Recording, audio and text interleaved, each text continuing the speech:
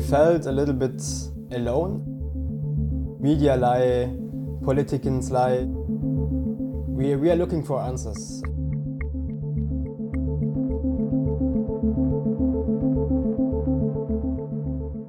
Thousands of men and some women from all over Europe have travelled to join the so-called Islamic State. About 850 have left from the UK and something like 400 have come back. But what makes them leave in the first place? I went to Dresden in Germany to meet one young man who went to live in the Caliphate but decided that life there wasn't for him. We are searching for the purpose of life.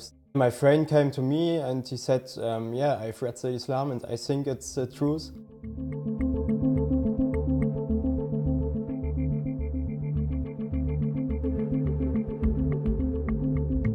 So I came to the point that Islam is the way of life. And it all happened in quite a quick period. It was in 2 to 3 months, I think. So yes. You went from someone who hadn't really thought about Islam, yeah, he was, to being someone who believed in it deeply and started to have very clear ideas about the world and about what was wrong with it. Yes. Just in 2 or 3 months. That's very quick. Yes, of course. So at this time, the so-called Caliph had made an announcement to get Muslims to go over to the Islamic State. Is that what made you want to go? It was that there's, of course, a caliphate, an Islamic caliphate, where you can live as a Muslim. But I think the main fact was that there's war and that someone have to help the families who don't have houses, no food. And that was my main fact. I think a lot of people watching this will look at you and think, how could you look at IS and think that that was a good place to go? Yeah, I thought, of course, it's a group who spent terror in Syria, of course. But IS is also a state, an Islamic state, and so Well, it depends if you believe their propaganda, doesn't it? Because surely their actions then negate their claim that they are a true Islamic state.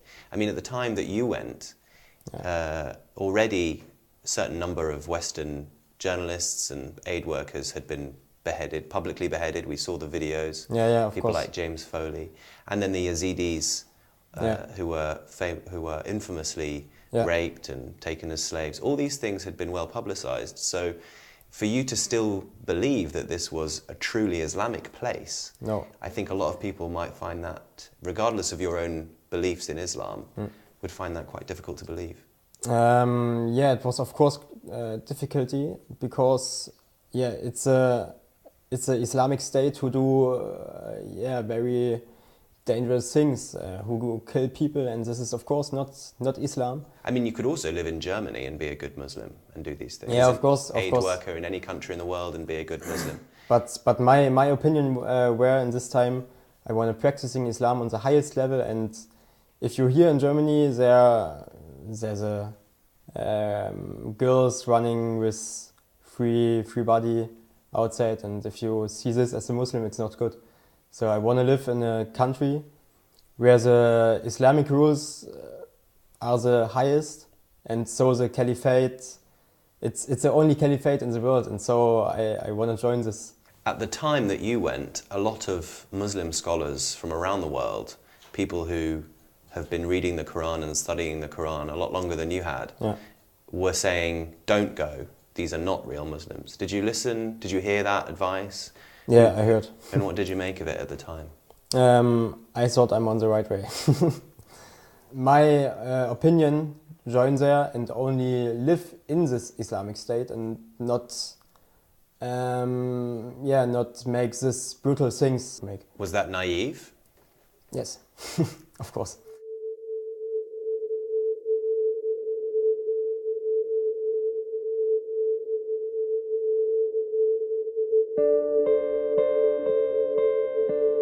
Er war immer ein Samuel was always a calm boy. He played a lot, had friends he hung out with as he got older. He was a happy little boy. We have 4 children. We raised them all within the Christian faith. Samuel was confirmed, and after that he started searching, what is the right thing for me? He was always looking for the meaning of life. And there's plenty about that to be found on the internet. We never realized and never thought he would go to Syria.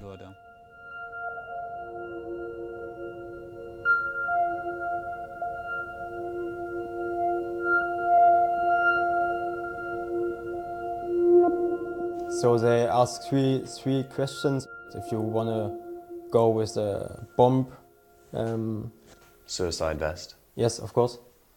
Or you are a fighter on the front line, or a normal fighter. Yeah, and so you There have were to. the 3 options: normal fighter, frontline fighter, suicide bomber. Yes, yes. There was no option for humanitarian worker, was there? And why did you think that fighting was wrong? I think killing people for Islam or for any religion is wrong, of course. But Max very definitely wanted to fight. Yeah, they want to fight. So he's looking for death. Yes, of course. And That was clear. Were you looking for death? No, of course not. Because I think he took you to a gun range. You went shooting together in Germany before you left. Yes, it was shooting. So, did you practice shooting before you went to Syria? One time, yes, of course. I think people might find it strange that you went to practice shooting before you went to be a humanitarian worker. Yeah, maybe. What would you say to them? I think if you go in a place of war, you have to know how to use a weapon, I think. Self-defense? So, yes. Did you see or hear any of the bombardments, the airstrikes? I was making my night prayer, and yeah, then seconds later the bomb were behind the school came on the ground, and yeah, this was very crazy, of course. What were you doing on a daily basis? Yeah, on a daily basis, we making food together. We try to learn Arabic. We're making some groups of Arabic lessons. You were bored? Yeah, I was bored. So when did you start to think that you wanted to leave? I knew they wanna have me for a fight, and then I decided for me to leave IS.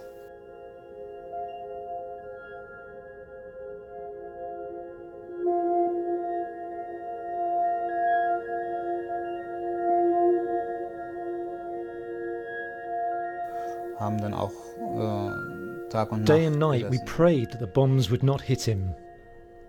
We tried everything to get in contact with him. We were constantly at the computer, writing emails to him. We asked friends to contact him. Our goal was to get him back home.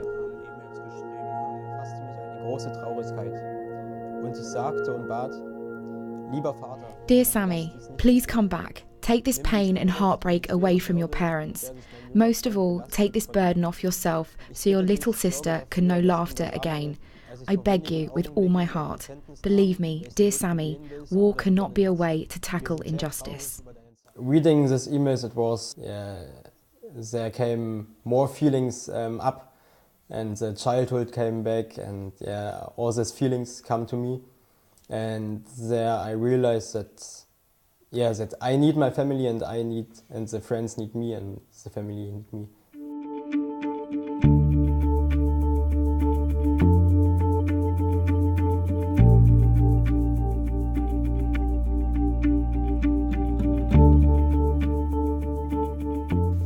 I was in a little courtroom.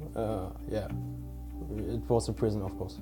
So did you think you would die at that point? Yeah, of course. I thought about this.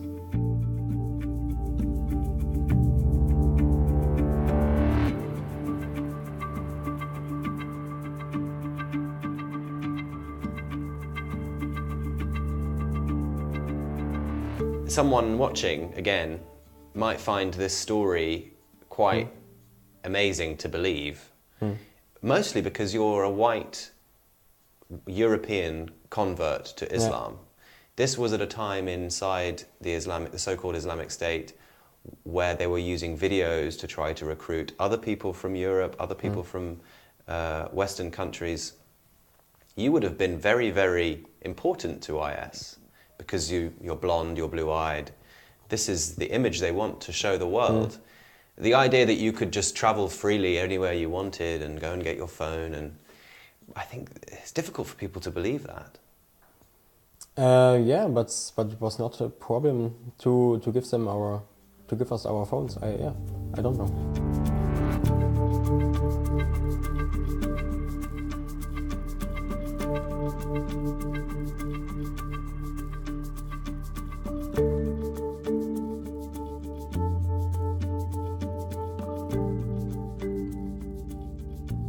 I go inside the bus stop, and there my father is sitting with my brother, and yeah, it was really nice, of course. How did you feel?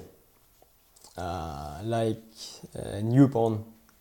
Es gibt in der Bibel eine Geschichte. There is a story in the Bible, the story of the prodigal son. It's about a father who gave his son his inheritance. The son went into the world and squandered the inheritance, and then came home in the hope that his father would let him back in and would not be angry. The father stood, knowing fully that the son would come home. He stood waiting for him the whole time. When the son came home, the two hugged, and it was exactly like that in Turkey when he came towards me. We hugged for a very long time. It was just like that in the story. Both of us cried, and we held each other tight. Liefen sie beide aufeinander zu und haben sich umarmt und